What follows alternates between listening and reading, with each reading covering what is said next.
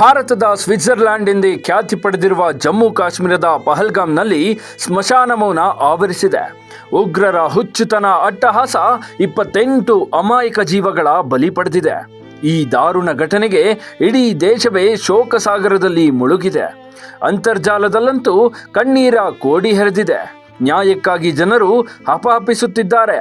ಶಾಂತವಾಗಿದ್ದ ದೇಶದಲ್ಲಿ ಉಗ್ರ ಜ್ವಾಲೆ ಹೊತ್ತಿಸಿದವರನ್ನ ಸುಮ್ಮನೆ ಬಿಡುವುದುಂಟೆ? ಸುಮ್ಮನಿದ್ದ ಭಾರತೀಯ ಸೇನೆ ಎಂಬ ದೈತ್ಯ ಶಕ್ತಿಯನ್ನ ಉಗ್ರರು ಮತ್ತೆ ಕೆಣಕಿದ್ದಾರೆ. ಇಂಡಿಯನ್ ಆರ್ಮಿ ದುರುಳರ ಹುಟ್ಟಡಗಿಸಲು ಆಪರೇಷನ್ ಶುರು ಮಾಡಿದೆ. ಉರಿ ಪುಲ್ವಾಮಾ ಬಳಿಕ ಮತ್ತೊಂದು ದಾಳಿ. Surgical strike, air strike, operation all out ಆಗುತ್ತಾ? ಎಸ್, ಪಾಕ್ ಘೋಷಿತ ಉಗ್ರರು ಭಾರತವನ್ನ ಕೆಣಕಿದ್ದಾರೆ. ಆದರೆ ಗಾಯಗೊಂಡ ಸಿಂಹದ ಉಸಿರು ಗರ್ಜನೆಗಿಂತ ಭಯಂಕರ ಆಗಿರುತ್ತೆ ಅನ್ನೋದು ಈ ನರರಕ್ಕಸರಿಗೆ ಅರಿವಿಲ್ಲ. ತಣ್ಣಗಿದ್ದ ಕಾಶ್ಮೀರದಲ್ಲಿ ಮತ್ತೆ ಕಿಚ್ಚು ಹಚ್ಚಿದ ನರಪಿಳ್ಳೆಗಳ ಕಥೆ ಮುಗಿಸಲು ಭಾರತೀಯ ಸೇನೆ ಸದ್ದಿಲ್ಲದೆ ರೆಡಿಯಾಗಿದೆ. ಈಗಾಗಲೇ 2 ಬಾರಿ ಉಗ್ರರಿಗೆ ಶಾಸ್ತಿ ಮಾಡಿರುವ ಸೇನೆ 3ನೇ ಸಂಗ್ರಾಮಕ್ಕೆ ಸಜ್ಜಾಗಿದೆ. ಈ ಹಿಂದೆ ಅಂದರೆ 2016ರಲ್ಲಿ ಅದೇ ಜಮ್ಮು ಕಾಶ್ಮೀರದ ಉರಿಯಲ್ಲಿ ಉಗ್ರರು ದಾಳಿ ಮಾಡಿದ್ದು 19 ಭಾರತೀಯ ಸೈನಿಕರು ಹುತಾತ್ಮರಾಗಿದ್ರು. ಆದರೆ ನಮ್ಮ ಭಾರತ ಸುಮ್ಮನಾಗಲಿಲ್ಲ. ಇದಕ್ಕೆ ಪ್ರತಿಯಾಗಿ ಕೇವಲ 10 ದಿನಗಳಲ್ಲಿ ಭಾರತೀಯ ಸೇನೆ ಉರಿ ಸರ್ಜಿಕಲ್ ಸ್ಟ್ರೈಕ್ ನಡೆಸಿ ಉಗ್ರರಿಗೆ ತಕ್ಕ ಪಾಠ ಕಲಿಸಿತ್ತು.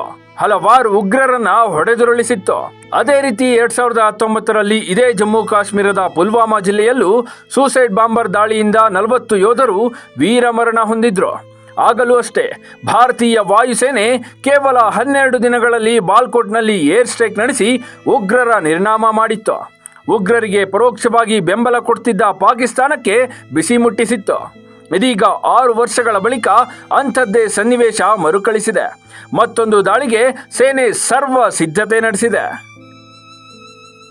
ಪ್ರಧಾನಿ ಮೋದಿ ನೇತೃತ್ವದ ಕೇಂದ್ರ ಸರ್ಕಾರ ಮುಂಚಿನಿಂದಲೂ ಭದ್ರತೆ ವಿಚಾರದಲ್ಲಿ ಸಾಕಷ್ಟು ಗಮನ ಹರಿಸಿದೆ. ಭಾರತೀಯ ಸೇನೆಯ ಶಕ್ತಿ ಹೆಚ್ಚಿಸಲು ಸದಾ ಹಾತೊರೆಯುತ್ತದೆ.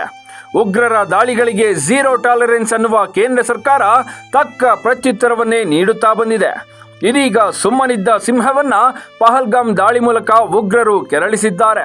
ಸುಂದರ ನಾಡಲ್ಲಿ ರಕ್ತದೋಕುಳಿ ಹರಿಸಿದ ಹೊಣೆ ಹೊತ್ತಿರುವ ಲಷ್ಕರ್ ಉಗ್ರರನ್ನ ಬೇಟೆಯಾಡಲು ಭಾರತೀಯ ಸೇನೆ ಹೆಜ್ಜೆ ಇಟ್ಟಿದೆ. ಈಗಾಗಲೇ ಜಮ್ಮು ಕಾಶ್ಮೀರದಲ್ಲಿ ಇಂಡಿಯನ್ ಆರ್ಮಿ ಕೂಂಬಿಂಗ್ ಕಾರ್ಯಾಚರಣೆ ಆರಂಭಿಸಿದೆ. ಮತ್ತೆ ಸರ್ಜಿಕಲ್ ಸ್ಟ್ರೈಕ್ ನಡೆಸುತ್ತಾ ಅಥವಾ ಉಗ್ರರು ಅವಿತಿರುವ ಸ್ಥಳದ ಮೇಲೆ ಏರ್ ಸ್ಟ್ರೈಕ್ ಮಾಡಿ ನಿರ್ನಾಮ ಮಾಡುತ್ತಾ ಅಥವಾ ಆಪರೇಷನ್ ಆಲ್ ಔಟ್ ಶುರು ಮಾಡುತ್ತಾ ಅನ್ನೋ ಚರ್ಚೆ ನಡೆದಿದೆ. ಈಗಾಗಲೇ ಶಂಕಿತ ಉಗ್ರರ ರೇಖಾಚಿತ್ರಗಳು ಬಿಡುಗಡೆಯಾಗಿದ್ದು ಆಕ್ರೋಶದ ಅಲೆ ತೀವ್ರಗೊಂಡಿದೆ.